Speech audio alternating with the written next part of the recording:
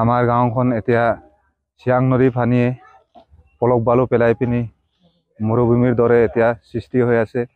আমাৰ ঘৰ বাৰী খতম কৰি খেতি বাতি একো নাই। এইটো কাৰণে আমাৰ শিবিৰ পাতি থকা ইয়াত প্ৰায় 1.5 মাহ কাল হৈছে। আমাক এতিয়া অসম চৰকাৰে আমাক মৰম চেনেহ কৰি পিনি আমাক পুনৰ সংস্থাপন সোনকালে দিবৰ কাৰণে অনুৰোধ জনালো।